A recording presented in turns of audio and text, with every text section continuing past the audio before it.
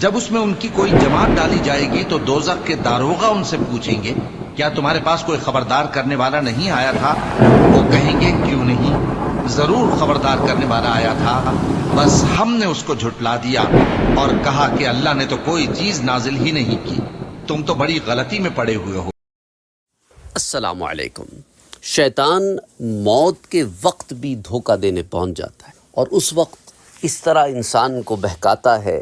پھر اس وقت اللہ سبحانہ و تعالی اپنے بندوں پر کرم فرما کر انہیں ثابت قدمی عطا فرماتا ہے۔ اس لیے ایک سوال آیا کہ سر ہم نے بعض کافروں کو بھی دیکھا ہے کہ وہ موت کے وقت مسکراتے ہیں، اس کے پیچھے کیا راز ہو گیا؟ حالانکہ کافر کو تو خوف زدہ ہونا چاہیے کہ موت کے فرشتے اتنے بھیانک انداز میں اس کے پاس آتے ہیں کہ جب سیدنا ابراہیم علیہ السلام نے ملک الموت سے کہا کہ آپ مجھے وہ چہرہ دکھائیے جو آپ کافروں کو دکھاتے ہیں، تو وہ چہرہ دیکھ کر حضرت ابراہیم علیہ السلام تو بے ہوش ہو گئے۔ تو پھر یہ مسکرانے کے پیچھے کیا راز ہے اور یہ کیا معاملہ ہے؟ اور شیطان دھوکہ دیتا ہے، یہ کیا بات ہوئی؟ یاد رکھو سورۃ الاعراف آیہ نمبر 16 اور آیہ نمبر 17 پڑھو پہلے، پھر اب جو بات کرنے والا ہوں وہ سمجھ میں آئی۔ شیطان کو جب جنت سے نکالا گیا اور اس نے کہا کہ اے رب، بلکہ آیہ نمبر 14 سے شروع کرو، اس نے کیا کہا؟ قال انظرنی الی یوم یبعثون۔ جب اسے آسمانوں سے نکال دیا گیا تو کہا اچھا تو مجھے اس دن تک تو مہلت دے دے جس دن لوگ اٹھائے جائیں گے۔ تو اللہ نے فرمایا قال انک من المنظرین، اللہ نے فرمایا تجھے مہلت ہے، پر وہ مہلت کب تک ہے اس کی میعاد اللہ جانتا ہے، اس کی میعاد، کیونکہ سورۃ الحجر میں اللہ فرماتا ہے الی یوم الوقت المعلوم، جو اس معین وقت کے دن تک تجھے مہلت دی گئی ہے جس کا علم اللہ کو ہے۔ تو شیطان مردود نے دوسرے نفقہ یعنی سور پھونکنے تک، مردوں کے دوبارہ زندہ ہونے کے وقت تک کی مہلت چاہی تھی، اور اس سے اس کا مطلب کیا تھا کہ موت کی سختی سے بچ جاؤں گا۔ سمجھ آئی بات آپ کو؟ بڑا چالاکیاں مار رہا تھا، مگر یہ درخواست اس کی قبول نہ ہوئی۔ اس سے کہا کہ نہیں، پہلے نفخے تک کی مہلت ہے، جب پہلی بار سور پھونکا جائے گا تو جہاں سب ختم ہوں گے تو بھی ختم ہو جائے گا۔ اب کہنے لگا قال فبما اغويتني لاقعدن لهم صراطك المستقيم، تو کہنے لگا کہ جس طرح تو نے مجھے ہدایت سے دور رکھا میں انہیں بھی ہدایت سے دور رکھوں گا۔ ان لوگوں کو، آدم کی اولاد کو راہ راست پہ چلنے نہیں دوں گا، ان کے راستوں میں بیٹھ جاؤں گا کہ انہیں ہدایت سے موڑ دوں۔ تو شیطان نے یا گمراہ کی نسبت جو اللہ کی طرف کی معاذ اللہ، تو اس میں یا تو شیطان نے خود کو مجبور محض مان کر جبریہ فرقے کی طرح یہ بات کی جو یہ کہتے تھے کہ انسان مجبور ہے، وہ جو کچھ کرتا ہے اس کے اختیار کوئی نہیں، یا پھر اللہ کی بے ادبی کے طور پر اس نے یہ بات کی کہ قدرت و تخلیق سے ہوتی ہے ہر شے، اللہ کی قدرت و تخلیق سے ہر شے ہوتی ہے، لیکن چونکہ بندے کے کسب و فعل کا بھی دخل ہوتا ہے، اس لیے حکم ہے کہ برائی کو اللہ کی طرف منسوب کرنے کے بجائے برائی کو اپنی طرف منسوب کرو۔ لیکن شیطان چونکہ گستاخ ہے، اس لیے اس نے اللہ کے حضور یہ گستاخی کی، بجائے اس کے کہ اس بات کو مانتا کہ میں خود گمراہ ہو گیا، میرے رب مجھ پہ رحم فرما، مجھے بخش دے، اب ضد میں آ گیا۔ تو کیا کہنے لگا؟ لَأَقْعُدَنَّ لَهُمْ صِرَاطَكَ الْمُسْتَقِيمِ، یعنی باپ کا بدلہ اولاد سے لوں گا، بنی آدم کے دل میں وسوسے ڈالوں گا، انہیں باطل کی طرف مائل کروں گا، گناہوں کی رغبت دلاؤں گا، تیری اطاعت اور تیری عبادت سے روکوں گا، گمراہی میں ڈالوں گا، بعض کو کافر و مشرک و منافق بنا دوں گا، حتیٰ کہ دوزخ میں اکیلا نہ جاؤں گا بلکہ ان کی جماعت کو ساتھ لے کے جاؤں گا۔ ثم لآتینہم من بین ایدیہم ومن خلفہم وعن ایمانہم وعن شمائلہم، پھر ضرور میں ان کے آگے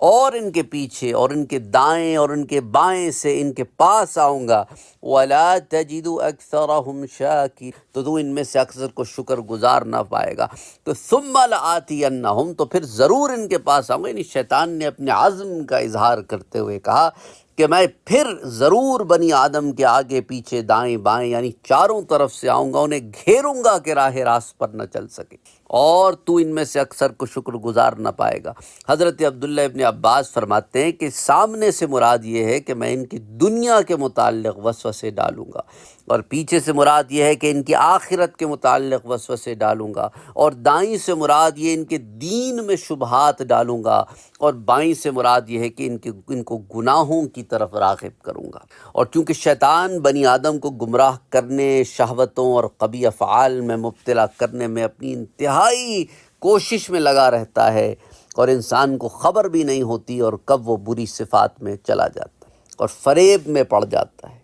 اسی طرح حضرت سبرہ بن ابو فاقہ رضی اللہ تعالی عنہ روایت کرتے ہیں کہ حضور اکرم صلی اللہ علیہ وآلہ وسلم نے ارشاد فرمایا، شیطان ابن آدم کے تمام راستوں میں بیٹھ جاتا ہے اور اس کو اسلام کے راستے سے بہکانے کی کوشش کرتا ہے، اور کہتا ہے کیا تم اسلام قبول کرو گے اور اپنے باپ دادا کے دین کو چھوڑ دو گے؟ لیکن وہ شخص شیطان کی بات نہیں مانتا اور اسلام قبول کر لیتا ہے، تو پھر اس کو ہجرت کرنے کے راستے سے ورغلانے کی کوشش کرتا ہے اور کہتا ہے کیا تم ہجرت کرو گے اور اپنے وطن کی زمین اور آسمان چھوڑ دو گے؟ حالانکہ مہاجر کی مثال تو کھونٹے سے بندھے ہوئے اس گھوڑے کی اور اس کھونٹے کی حدود سے نکل نہیں سکتا ہو۔ مراد یہ ہے کہ شیطان مہاجر کو بے کس و بے بس کی شکل میں پیش کر کے پھر انسان کو بہکاتا ہے، لیکن اگر وہ شخص اس کی بات نہیں مانتا اور ہجرت کر لیتا ہے تو شیطان اس کے جہاد کے راستے میں بیٹھ جاتا ہے اور شخص سے کہتا ہے کیا تم جہاد کرو گے، اور یہ اپنی جان اور مال کو آزمائش میں ڈالنا ہے، اور اگر تم جہاد کے دوران مارے گئے تو پھر تمہاری بیوی کا کیا؟ وہ تو پھر کسی اور سے نکاح کر لے گی۔ تمہارا مال کا کیا؟ وہ تو پھر بنٹ جائے گا۔ لیکن وہ شخص پھر بھی شیطان کی نہیں مانتا، جہاد کرنے چلا جاتا ہے، تو حضور صلی اللہ علیہ وآلہ وسلم نے ارشاد فرمایا، سو جس شخص نے ایسا کیا تو اللہ کے ذمہ کرم پر یہ حق ہے کہ اس کو جنت میں داخل کر دے، اور جو مسلمان قتل کیا گیا تو اللہ کے ذمہ کرم پر اس کی جنت میں داخل کرنا ہے، اور جو مسلمان غرق ہو گیا تو اسے جنت میں داخل کرنا اللہ کے ذمہ کرم پر ہے، اور جس مسلمان کو اس کی سواری نے ہلاک کر دیا تو اس کو جنت میں داخل کرنا اللہ کے ذمہ کرم پر ہے۔ سنن نسائی کتاب الجہاد حدیث 3131۔ تو اسی لیے جو ہے شیطان جو ہے وہ ہر وقت انسان کے اوپر حملہ کرنے کے لیے تیار بیٹھا رہتا ہے، یہاں تک کہ موت کے وقت بھی آ کے بہکاتا ہے۔ اس لیے حضرت شقیق بلقی رحمۃ اللہ علیہ کا ایک طریقہ تھا، فرماتے ہیں کہ روزانہ صبح کے وقت شیطان میرے پاس آگے پیچھے دائیں بائیں سے آتا ہے، میرے سامنے آ کر کہتا ہے تم خوف نہ کرو، بے شک اللہ بڑا غفور و رحیم ہے۔ یہ سن کر میں یہ آیا پڑھتا ہوں، وَإِنِّي لَغَفَّارٌ لِمَن تَابَ وَآمَنَ وَعَمِلَ صَالِحًا ثُمَّ اهْتَدَىٰ، اور بے شک میں اس آدمی کو بہت بخشنے والا ہوں جس نے توبہ کی اور ایمان لایا اور نیک عمل کیا پھر ہدایت پہ رہا۔ مراد یہ کہ اللہ بخشنے والا ہے، لیکن اس آیت کے مطابق ان لوگوں کو بخش جائے جو توبہ کریں، ایمان لانے والے ہوں اور عمل صالحہ کرنے والے ہوں۔ تو انسان یوں بے پرواہ نہیں ہو سکتا، تو شیطان ان کے پاس آ کے انہیں بے پرواہی کی ترغیب دیتا کہ اللہ معاف کرنے والا ہے، چھوڑو کرو جو کرتے رہو، تم تو بڑے نیک آدمی ہو۔ تو بہرحال اس طرح ایک بڑی تفصیل موجود ہے ان کی تفسیر خازن میں، جو آیتیں وہ پڑھتے تھے۔ آ جاتے ہیں اس بات کی طرف جو بات آج آپ سے ہم نے کرنی ہے، کہ میں آپ کو ایک بیک گراؤنڈ انفارمیشن دے کے پھر اس بات کی طرف آنا چاہتا ہوں جو بات آپ سے کرنی ہے کہ شیطان جو بہکاتا ہے۔ حضرت ابی سعید الخدری رضی اللہ تعالی عنہ سے روایت ہے کہ حضور اکرم صلی اللہ علیہ وآلہ وسلم نے ارشاد فرمایا کہ ابلیس نے کہا کہ اللہ تیری عزت کی قسم میں آپ کے تیرے بندوں کو مسلسل گمراہ کرتا رہوں گا جب تک روح ان کے جسموں میں ہوگی۔ اللہ نے ارشاد فرمایا میری عزت اور میرے جلال کی قسم میں بھی برابر ان کی مغفرت کرتا رہوں گا جب تک کہ وہ بخشش مجھ سے طلب کرتے رہیں گے۔ یہ مسند امام احمد کی روایت ہے، حدیث نمبر 10974۔ تو اب جب تک روح ہے جسم میں وہ بہکاتا رہتا ہے۔ صحیح مسلم کی ایک روایت ہے، حدیث 2033،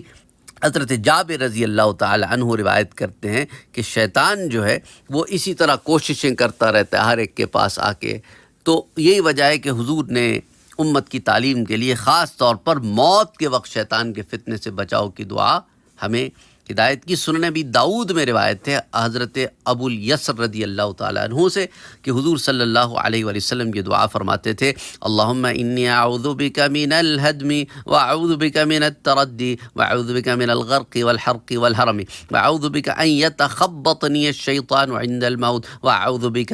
ان اموت فی سبیلک مدبرا واعوذ بک ان اموت لدغا، یعنی کہ اے اللہ میں تیری پناہ چاہتا ہوں کسی مکان وغیرہ کے نیچے گر کے مرنے سے، اور اسی طرح پناہ چاہتا ہوں اونچائی سے گر کے مرنے سے، اور پناہ چاہتا ہوں غرق ہو کر یا جل کر اور یا بڑھاپے سے مرنے سے، اور تیری پناہ چاہتا ہوں اس بات سے کہ موت کے وقت شیطان میرے حواس باختہ کر دے، اور میں تیری پناہ چاہتا ہوں، تیری پناہ میں آنا چاہتا ہوں اس بات سے کہ میں مروں اور تیرے راستے میں ایسے کہ میں پیٹھ پھیر کر بھاگ رہا ہوں، اور اس بات سے بھی کہ میں سانپ کے ڈسنے سے مروں۔ تو اسی طرح جو ہے انسان جو ہے اس پر شیطان حملہ آور ہوتا ہے، اور ہر وقت جو ہے، کیونکہ جب اس نے کہا نا کہ میں عند الموت، موت جب تک نہیں آتی، جب تک روح جسم میں ہے تب تک وہ حملہ کرتا رہتا ہے، ان یتخبطنی الشیطان۔